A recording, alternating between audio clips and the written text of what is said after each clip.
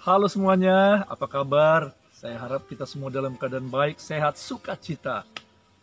Hari ini saya membawa tema tentang kuasa perkataan. Ya, saudara, tahukah kita bahwa kalau kita suka mengatakan hal-hal yang buruk tentang diri kita, keluarga kita, pekerjaan, ataupun gereja, tapi kita masih mengharapkan hal-hal yang baik dari Tuhan, itu mustahil, saudaraku ya.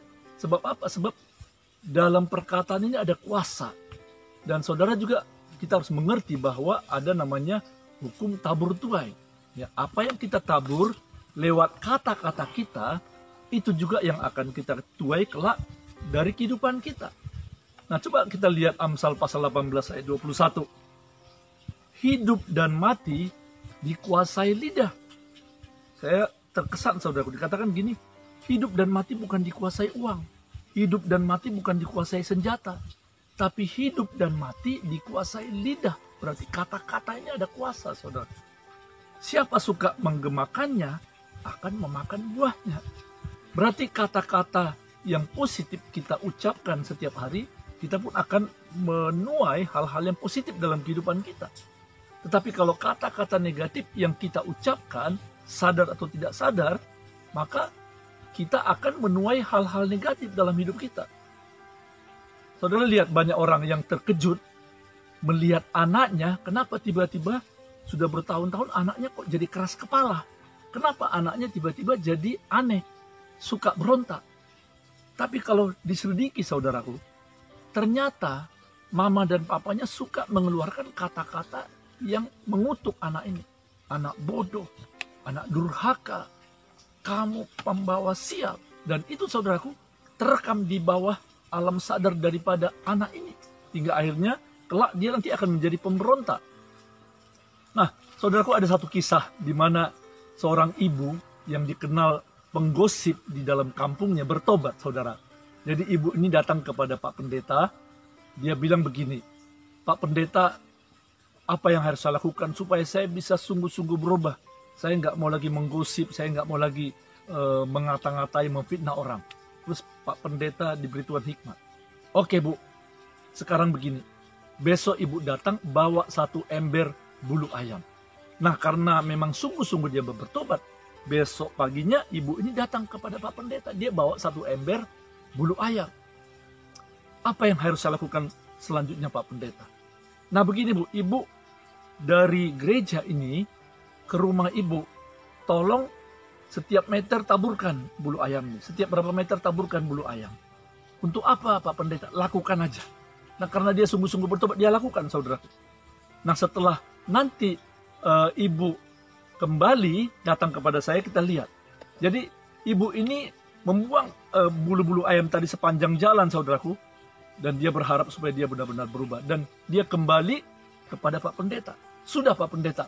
Lantas Pak Pendeta bilang, bagus, ibu sungguh-sungguh mau berubah. Sekarang ibu pergi lagi kumpulkan bulu ayam tadi. Dan kita lihat berapa yang akan terkumpul. Nah, kemudian dengan semangat ibu ini kembali ke jalan yang tadi, saudara. Dan dia coba kumpulkan bulu ayam tadi. Hanya sangat sedikit, hampir tidak ada. Dan dia pulang kembali kepada Pak Pendeta, dia bilang, cuman segini dapat Pak Pendeta, tadi 1 ember, cuman sekarang ada mungkin 10-5 helai saja. Nah, ini artinya apa, Bu? Ibu selama ini suka menggosip, kata-kata ibu itu terbang kemana-mana. Nah, sekarang ibu lihat, bulu ayam tadi sudah nggak ada, bukan?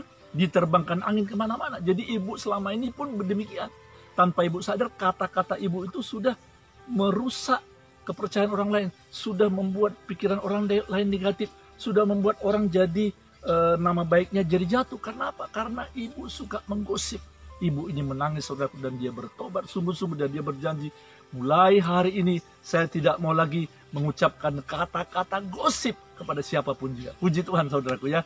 Nah, saudara, kita belajar hari ini bahwa kata-kata kita itu dipengaruhi daripada pikiran kita, ya. Kalau pikiran kita positif, maka yang keluar adalah yang positif. Dan kata-kata kita itu juga dipengaruhi oleh kondisi hati kita. Ya, firman Tuhan bilang, jagalah hatimu karena dari situlah terpancar kehidupan. Jadi kalau hatinya pahit, hatinya khawatir, hatinya marah, maka tanpa dia sadari atau dia sadari, kata-katanya pun negatif yang keluar. Nah, kita lihat saudaraku, Filipi pasal 4 ayat 8. Apa kata Rasul Paulus tentang kata-kata?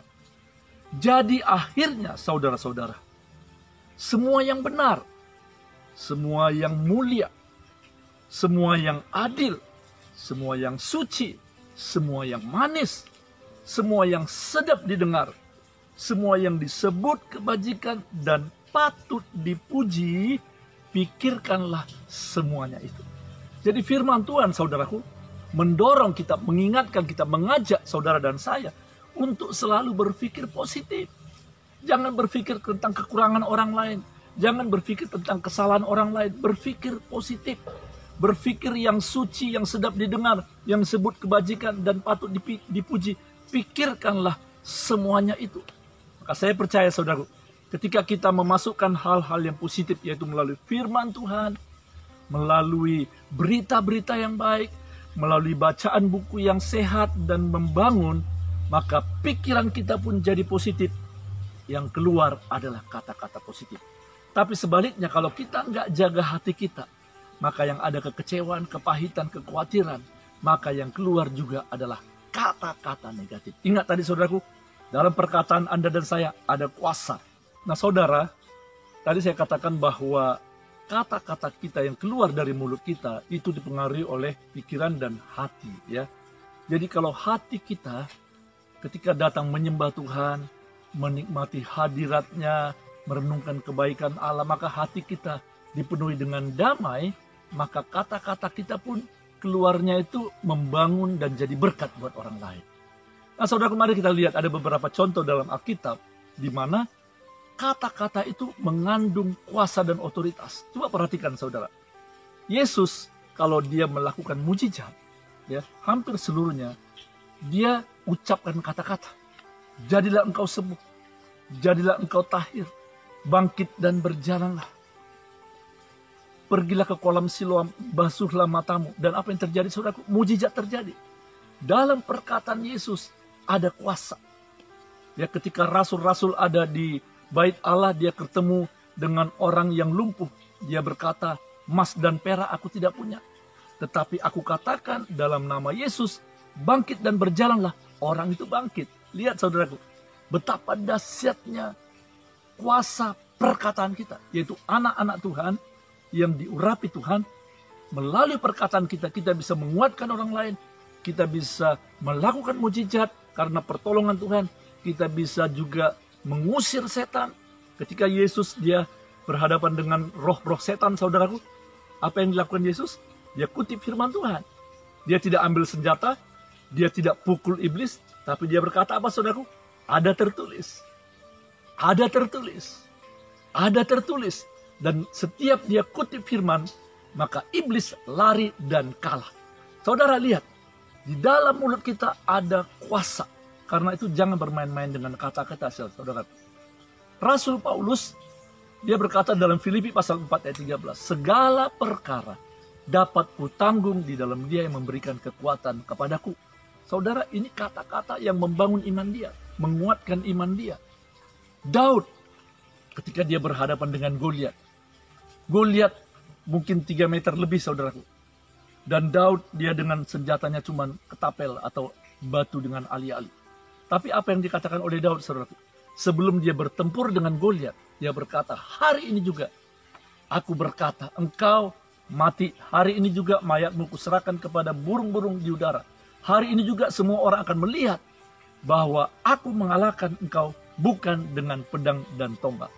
Pertanyaannya, saudaraku, apakah perkataan Daud terjadi? Terjadi. Ya, karena apa? Karena ada kuasa. Yosua dan Kaleb juga demikian. Hanya 2 orang dari sekian juta orang bangsa Israel yang keluar dari Mesir sampai ke tanah Kanaan. Bagaimana dengan 10 pengintai yang lain? Kaleb dan Yosua sampai ke tanah Kanaan. Tetapi 10 orang pengintai yang lain, mereka itu memiliki sikap negatif, kata-kata negatif, dan kata-kata itu ditularkan kepada jutaan orang Israel. Hingga mereka termakan dengan kata-kata negatif tersebut. Coba perhatikan saudaraku. Mungkin kita bertanya, kenapa sih bangsa Israel tidak bisa sampai ke tanah Kanaan? Bukankah Tuhan mengasihi mereka? Bukankah Tuhan sudah membawa mereka keluar dari tanah Mesir? Tetapi kenapa saudaraku? Mari kita belajar firman Tuhan tentang kuasa perkataan. Dalam Bilangan pasal 14 ayat 26 dan sampai 29. Lagi berfirmanlah Tuhan kepada Musa dan Harun. Ini Tuhan kecewa saudaraku. Berapa lama lagi umat yang jahat ini akan bersungut-sungut kepadaku? Segala sesuatu yang disungut-sungutkan orang Israel kepadaku telah kudengar. Katakanlah kepada mereka, demi aku yang hidup, demikianlah firman Tuhan, bahwasanya seperti yang kamu katakan. Bahwasanya seperti yang kamu katakan. Apa perkataan orang Israel, saudaraku? Berapa kali dia protes sama Musa? Berapa kali dia bilang, Musa, supaya kami matikah di padang gurun ini? Musa, lebih baik kami kembali. Musa, kami tidak suka begini.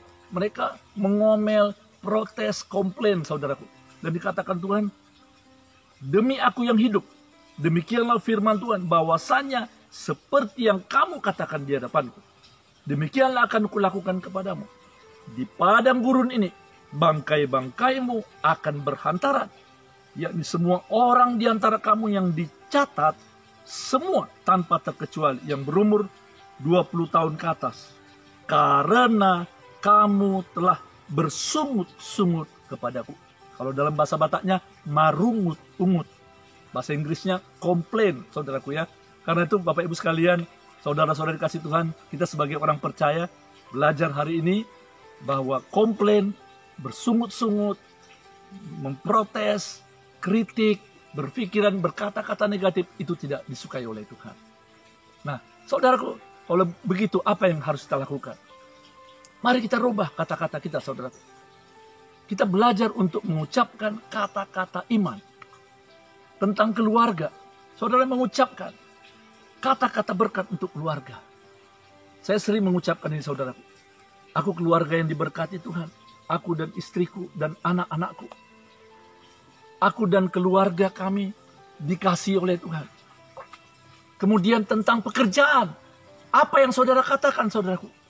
Pekerjaanku diberkati oleh Tuhan. Pimpinanku, pimpinan yang baik dan diberkati Tuhan. Aku akan mengalami prestasi yang baik dan semakin baik di tempat ini. Saudara ucapkan kata-kata itu. Mungkin saudara berkata, tapi saya sekarang tidak mengalami kebaikan. Tapi masih ada masalah keluarga, masih ada masalah dalam pekerjaan. Saya katakan tadi saudaraku, ucapkan kata-kata iman. Mungkin Anda lama dipromosi, atasan Anda tidak baik, tidak memperhatikan. Tapi dengan iman saudara katakan, Tuhan terima kasih buat perusahaan tempat aku bekerja adalah perusahaan yang diberkati. Atasanku diberkati oleh Tuhan. Dia akan berbuat baik dan memperhatikan kami sebagai karyawannya. Bagaimana dengan pelayanan atau gereja Anda? Saya mau tanya saudaraku, apakah Anda berkata-kata positif tentang gereja Anda? Adalah satu hal yang aneh. Kalau sampai orang atau jemaat beribadah di gereja, tapi dia berkata-kata negatif tentang gerejanya, tentang gembalanya. Apakah dia bisa mengharapkan kebaikan berkat dari Tuhan? Saya rasa aneh, saudara. Ya, sebab apa yang kita ucapkan itu yang akan kita tuai. Tentang bangsa kita, walaupun mungkin bangsa kita juga ada masalah, ada tantangan, tapi kita ucapkan kata-kata positif. Bahkan kita deklarasikan, kita declare, kita nubuatkan Tuhan. Terima kasih buat bangsa yang besar ini, bangsa yang diberkati Tuhan. Berkati semua pemimpin-pemimpin bangsa ini menjadi orang-orang yang takut akan Tuhan. Bangsa ini menjadi bangsa yang menjadi berkat buat banyak bangsa-bangsa lain. Saudara ucapkan kata-kata itu. Nah, sebelum Anda berangkat ke kantor atau bekerja, saudara ucapkan kata-kata nubuatan tentang hari ini. Saya suka berkata, saudaraku, hari ini adalah hari yang terbaik, hari yang penuh berkat. Hari di mana aku bisa bekerja dan melayani Tuhan dengan berhasil. Dan saya melihat, saudaraku, seringkali apa yang saya ucapkan itu terjadi. Mari kita praktekkan untuk berkata-kata positif setiap hari. Ucapkanlah kata-kata positif tentang pasangan saudara. Walaupun mungkin belum seperti yang Anda harapkan saat ini. Ucapkanlah, suamiku nanti akan menjadi lemah lembut. Ucapkanlah, istriku menjadi istri yang bijaksana. Anak-anakku akan berprestasi di sekolahnya. menjadi juara di kelasnya. Walaupun mungkin dia sangat tertinggal prestasinya di kelasnya. Ucapkan juga tentang tetangga. Walaupun Anda melihat tetangga Anda seperti orang-orang yang tidak ramah, tapi ucapkan, aku bersyukur Tuhan punya tetangga yang baik. Aku bersyukur Tuhan punya anak-anak yang takut akan Tuhan. Dan kalau Anda beribadah di satu gereja, berada dimanapun Anda bekerja, ucapkanlah tentang gereja itu, tentang perusahaan itu, hal-hal yang positif. Maka saudara akan lihat sesuatu yang indah akan terjadi. Apa yang Anda tabur melalui kata-kata, Anda akan tuai dalam kehidupan ini. Karena itu saudaraku, jikalau Anda ingin menjadi pribadi yang berhasil, menjadi pribadi yang beruntung, menjadi pribadi yang disenangi oleh banyak orang, menjadi pribadi yang bisa menyelesaikan banyak masalah dalam kehidupan ini, dimulailah dengan kata-kata kita. Karena kata-kata kita penuh kuasa. Kata-kata kita adalah nubuatan. Kata-kata kita adalah penuntun di dalam kehidupan kita. Amin. Nah, sebagai kesimpulan, kita belajar hari ini tentang kuasa perkataan. Yang pertama, kata-kata kita dipengaruhi oleh pola pikir dan juga suasana hati kita. Saudaraku, sebenarnya kata-kata kita itu adalah suatu keputusan, ya, yang tanpa sadar atau kita sadari itu kita keluarkan, ya. Tentu kita menyadari apa yang kita keluarkan dari mulut kita. Tetapi tanpa kita sadari bahwa itu dipengaruhi oleh pikiran dan suasana hati. Oleh karena itu saudara, kita perlu menjaga pikiran dan hati kita. Ini yang penting dijaga, dan hati kita. Jadi masukkanlah hal-hal yang positif, firman Tuhan, bacaan-bacaan yang membangun, dengarkanlah kata-kata yang sehat dan sukacita, dan juga jaga hati saudara supaya senantiasa dipenuhi dengan damai, kasih, dan sukacita Allah. Maka kata-kata Anda akan keluar positif. Yang kedua, apa yang Anda dan saya tabur lewat kata-kata akan kita tuai dalam hidup ini. Saya katakan tadi, ada orang tua yang dia sedih. Kenapa saudara? Karena anak-anaknya berontak, anak-anaknya kelakuannya negatif, anak-anaknya prestasinya menurun di sekolah. Karena apa saudaraku? Karena dia kata-kata yang didengarnya setiap hari, baik dari teman-temannya maupun dari orang tuanya, adalah kata-kata discourage, kata-kata yang melemahkan. Dan itu akan berpengaruh dalam kehidupan dia. Nah saudara, ya, kita praktekkan. Mari kita ucapkan kata-kata positif. Ucapkan kata-kata iman. Sebab kata-kata Anda adalah nubuatan untuk masa depan Anda. Ya. Dan yang ketiga, yang terakhir, kesimpulan apa yang kita bisa belajar dari tema ini? Ada otoritas, ada kuasa dalam perkataan kita. Ya, ada orang berkata demikian, ya gimana ya, aku tadi iseng-iseng, gimana ya, cuman keceplos. Saudara, sebenarnya kita nggak bisa mengatakan demikian. Sebab kata-kata kita itu ada kuasa. Ya, kata-kata kita itu mengandung otoritas. Nah, ketika saudara berdoa, pergunakanlah otoritas dari Tuhan. Saudara ucapkan kata-kata untuk memerintahkan iblis.